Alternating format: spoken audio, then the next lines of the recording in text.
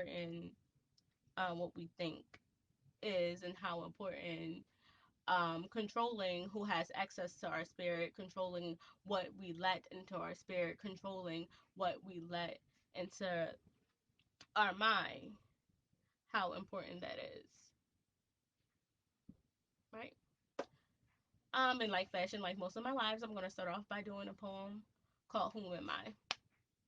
Who am I? But a mere girl caught in between two identities, somewhere in between who I want to be and who they want me to be. There is me, me, always known for following the rules. Now I wait to be told what to do and what to say. Honestly, most days I just feel like a rented Airbnb, allowing others to rent space in my head at a price that's far too cheap, and then they have the nerve to leave the file or all over my prefrontal cortex, and it doesn't matter how much I try to cleanse my chakras. It doesn't matter how much sage I burn. I never seem to forget the sting of their words that spread just enough venom that it becomes encrypted into my very DNA. No wonder I'm sitting here questioning who I am today. Mine. Webster defines mind as the element of a person that enables them to be aware of the world and their experiences, to think and to feel. The faculty of consciousness and thought. So let's talk about your mind, And I feel as though this is the attack of the enemy. The enemy really wants to. Enemy wants to get your mind because he feel as though if he can get your mind, then he can control what you speak. And there's so much power. The power of life and death is in the power of the tongue. So I feel as though that's why the mind is really, really, really important, right? And I feel as though like there's a lot of thoughts that come into your head that you don't really have to ponder on. Like everything that pops into your head, you don't have to let um you don't have to let speak you don't have to let it grow a seed and a root into your spirit. Like today was like a rough day for me, and I could have been like, well, I'm not even about to say today was a rough day because then that's speaking life into that negative thing. Today it was a series of unfortunate events that happened. Like, 2020, there has been a lot of series of unfortunate events that has happened, and it's so easy to get caught up in the thing that happened. It's so easy to get caught up and pondering on this negative thing and let it grow until it just takes over your whole entire mind. But I wanted to get on live to tell you tonight that you don't have to let every negative thing control your mind. Like you have power over what you think, right? And the job that I'm in right now, they're really big on self-care, right? They're really big on being trauma informed. They're really big on mindfulness. And a lot of people think that mindfulness is just, okay, I'm going to meditate. Mindfulness, I'm going to take a quiz to see which one of my chakras are blocked and try to unblock my chakra. Mindfulness, I'm going to do yoga. But in reality, like yes, those things can help you, but mindfulness is just being mindful of your reaction. Law of physics. Every action has a positive or negative reaction. So the way I something I'm doing can positively or negatively influence the other. Same way, vice versa. But I have control and I have power on what I feed into my spirit, right? I have control I have control and power on what I allow to sit into my spirit, what I allow to prick my atmosphere bubble, right? And this has also been an area of mine because I used to allow one little thing to ruin my whole entire day. Then that day, and then end up going to the next day. Then I done had a horrible week because of one little incident that happened. And I feel like I'm always so quick to say, "Oh my God, this was such a hard day," because I just said it in this video. Like, "Oh my God, this was very a hard day." But like, did you really have a bad day, or did you really just have little minor challenging moments that you allow to overlap and inconvenience you? Like, we have to start controlling what we think. Like, we have to get our mental up. Like, we really have to, like, it's mental health, like, has become so very important to me, because if I'm not here mentally, right, if I'm not here mentally, then I'm blocked. If I'm blocked, I can't write. And if I can't write, there's a message that someone needs to hear that can only come out of my mouth. So if I'm blocked because I'm focused on something negative, I can't write. Then the person who is supposed to hear my message, who my message is supposed to help, is never going to receive that message. Then two, if I'm not okay mentally, I'm blocked mentally, I can't be the best mother that my son needs me to be. I can't be the best employee that I need to be at work. I can't even show up for myself, right? So it's not like, oh, your mental, like, I feel like we think of our mental health as something that we can put on a back burner. But like, if your leg was broken, you wouldn't put that on the back burner. You would go seek help immediately. If you're having chest pains to the point where you can't breathe, you're going to go to the ER, right? And even every year, right, you, even if you're perfectly healthy, every year you go to the doctor. Well, you're supposed to go to the doctor. I'm supposed to go to your PCP and get a physical. And if you haven't got your annual physical, be sure to contact your doctor's office to schedule your annual physical tomorrow when they open up, because those annual physicals are important, just to check on everything, to make sure everything is tuned up. Us females, we get, gynecological visits to make sure everything is right downstairs. And I feel like the same can be about your mental health. And I know for me is like, I was to the point where, like, I would only go to therapy when my life was falling apart. I would only go to therapy when something like was tragic on it, and it was to the point where I was having panic attacks. It was to the point where I can't breathe. It was to the point where my mental was affecting me physically. But when it wasn't affecting me physically, then, you know, I was good. I was Gucci. I wasn't really like thinking about my therapist. But now, at the stage I'm in now, like, I feel as though that's an ongoing process. It's like, I'm gonna be in there. I'm probably, me and my therapist are gonna be connected. Like, God willing, like, I won't have to change my therapist when if I don't change insurances and stuff like that, because I've been rocking with her for, we're going on a year and a half. I've been with the same therapist for a year and a half. And I feel as though even when I was happy, I was still going to therapy. I was still, getting that tune up, just to avoid, possible to see, like, still be on the course treatment plans for, like, the stuff that we were talking about within therapy, and the different, plans that we were coming up with. And I feel like that's still so important, even if you only do, like, see a therapist like every 3 months to get that tune up. I feel like still keeping that contact and that relationship with a therapist is very, very important, and it's something that we, like, tend to brush to the wayside again, until, like I said before, until the worst episode. Now, before I filmed it, I feel like finding the therapist that I have now was, like, extremely hard, because I had a therapist that was a different race than me, and I didn't feel like they really, like, connected with me.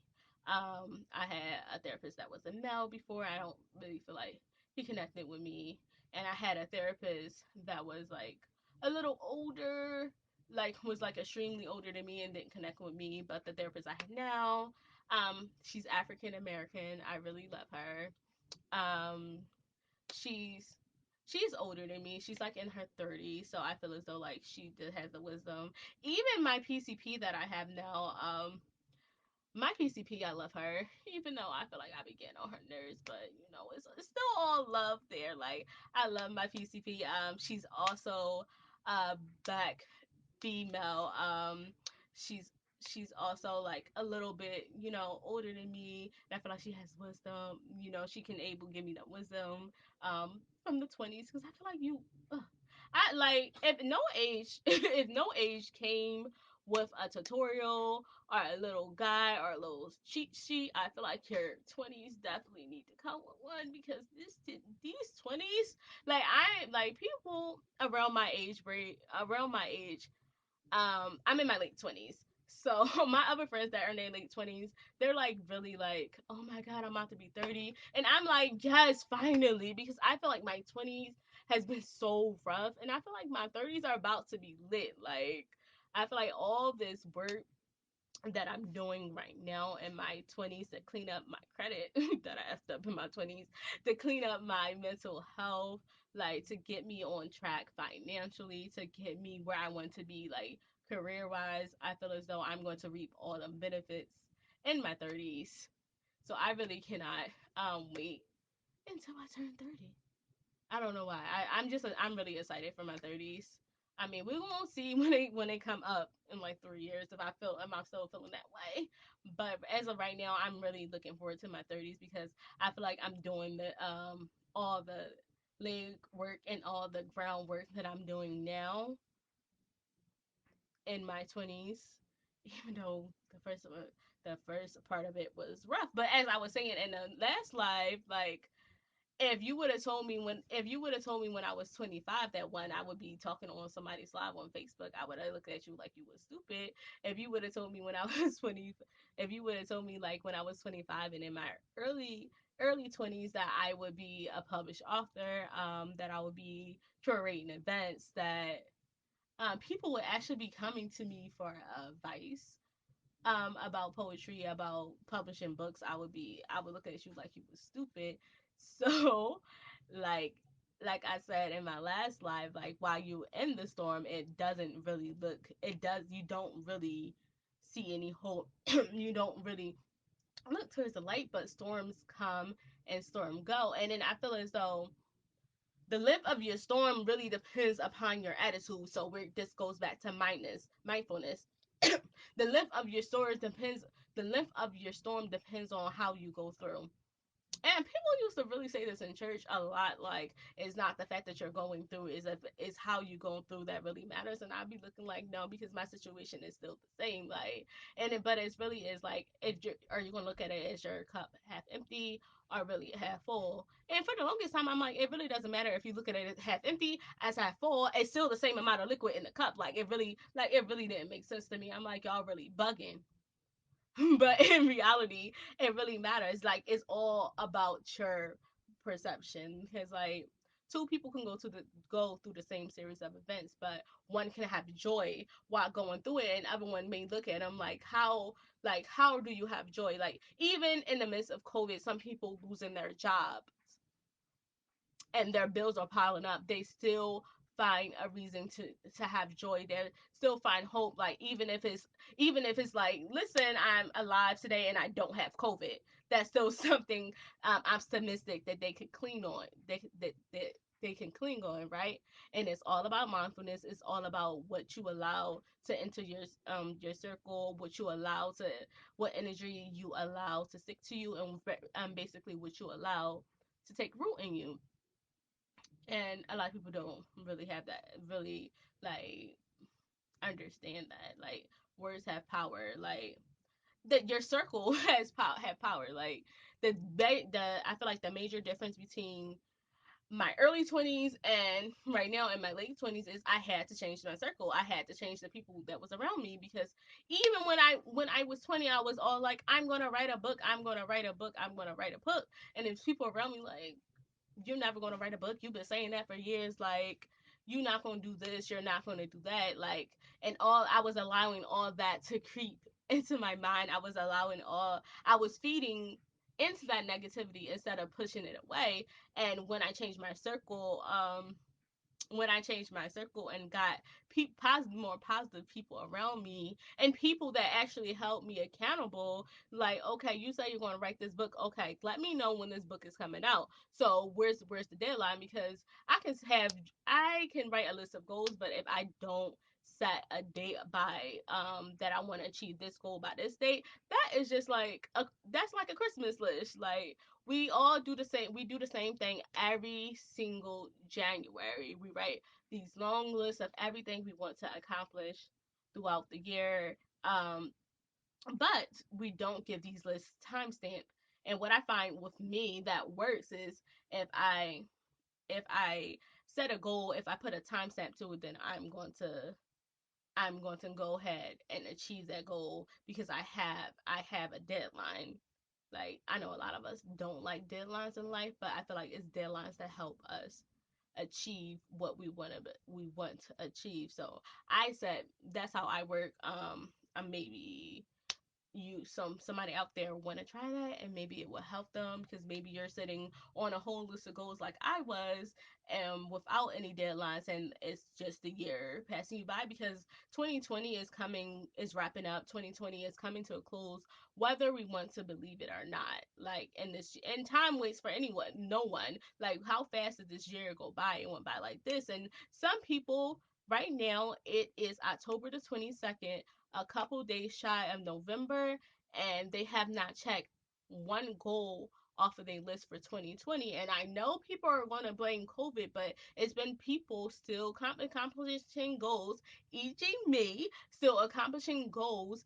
Plenty of people in my circle still accomplishing goals and still working yet through 2020. Like 2020 basically took most of our excuses away because a lot of people's excuses was, oh, I don't have the time to do this. Well, 2020, you had literally nothing but time. Or people saying, like, I don't have the resources in it. 2020 really gave us a view of how the world could work because it was funny how like once the world shut down like all these resources became available, like people was giving away resources. Like I took free acting classes online, like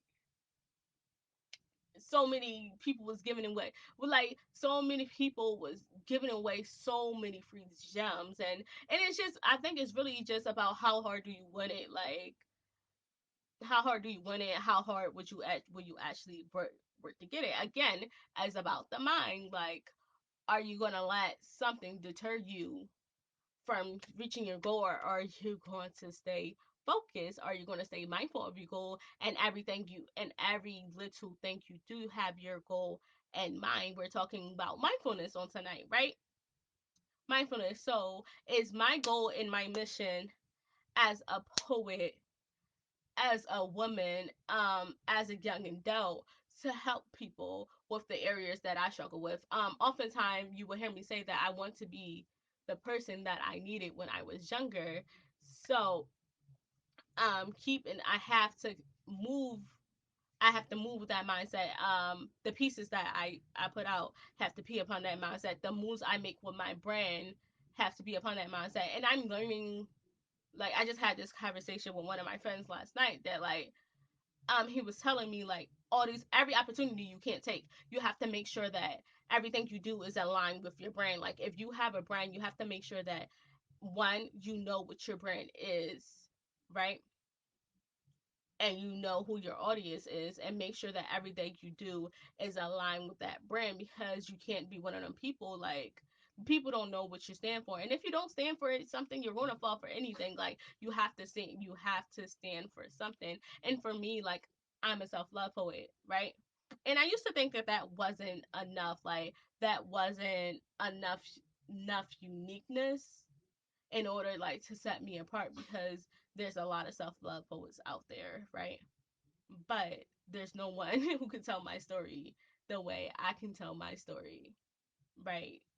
And it may be some things that I focus on in my poetry that may fall into pieces. And then my there may be someone in my audience that's not in that other self-love poet audience that they won't be able to reach. Like there's a certain I really believe this, that there's a certain audience that's out there just for me, that's literally waiting to be awakened by my message. So if I just want to stray away from my message because I want to be popular, or I want the views, or I don't feel like I'm lit enough, so I want to go this way, it's like, Nick, like what are you really doing? And I feel like people really can tell. People can tell when you're not really being authentic, when you're not really living in your true purpose. I feel like it comes across, and as much as you think you